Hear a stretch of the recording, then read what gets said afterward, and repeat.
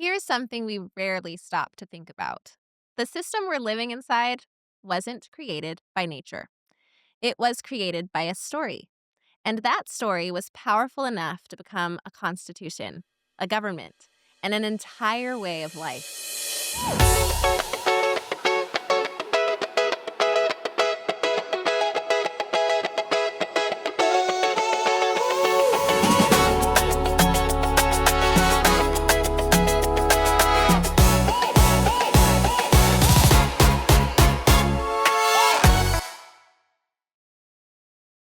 This is the Revolution Resolution, your 5-minute grounding for healing, clarity, and courage.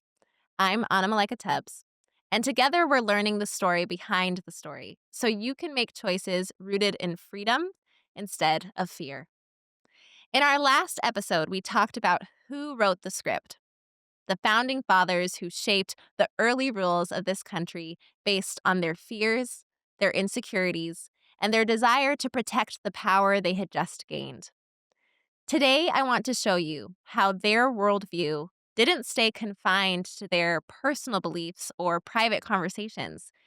It became the Constitution, and the Constitution became the system we still live in today. This is one of the most important connections we'll make all year. Because when people hear the word system, they often think it's something vague, abstract, or too big to understand.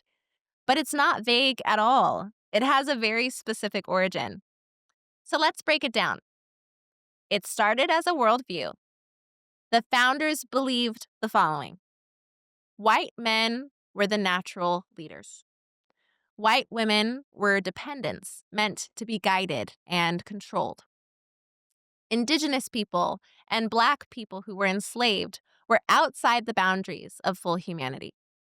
Immigrants who arrived later, especially immigrants who were not white and Protestant, were inherently less suited for citizenship. And everyone else existed somewhere beneath them in a hierarchy that made sense to them. Again, this doesn't require us to villainize. It requires us to be accurate. This was their worldview.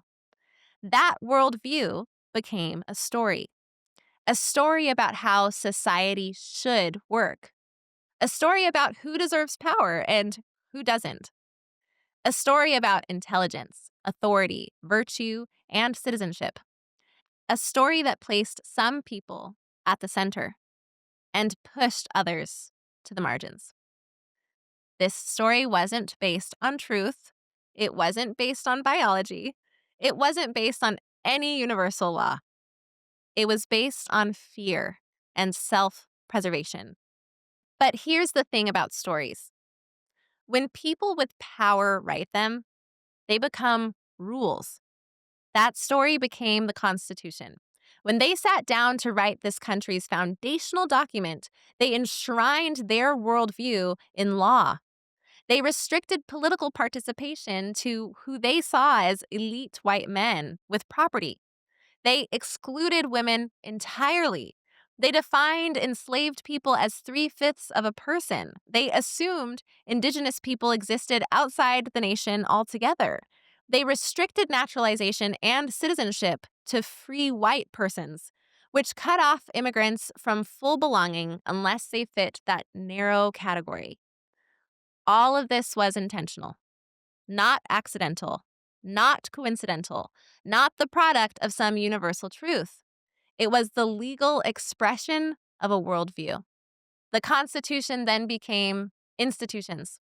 Once these ideas became written rules, they shaped who could vote, who could immigrate and naturalize, who could own land, who could testify in court, who could attend school, who counted as legally human, who had bodily autonomy, who was protected, and who was punished. These weren't just laws. They became institutions: our government, our education system, our medical system, policing, the military, marriage, property ownership, employment, immigration policies, and even the very family structure of the United States. Every institution absorbed the same story. Those institutions became what we now call the system. When we say system in this podcast, we are talking about a very real, very tangible network of laws, policies, norms, and expectations that all stem from American patriarchy. The system is the story made concrete, the story made enforceable, the story made durable, the story made national. And here's why this is actually empowering to know. If a system came from a story, and the story came from a specific worldview, and that worldview came from a small group of men, then the system is not destiny. It's just a story someone else started, and we have every right to revise, expand, and rewrite it. This is the turning point I want you to hold on to today. You are not living inside an unchangeable reality. You are living inside a narrative that has been passed down and enforced for generations. And you and me have the power to imagine and build a different one. Thank you for joining me for the Revolution Resolution. If this has helped you realize your agency in the system, please share it, subscribe, and invite someone else to join us in the journey. I'll be back in a few days with my next message.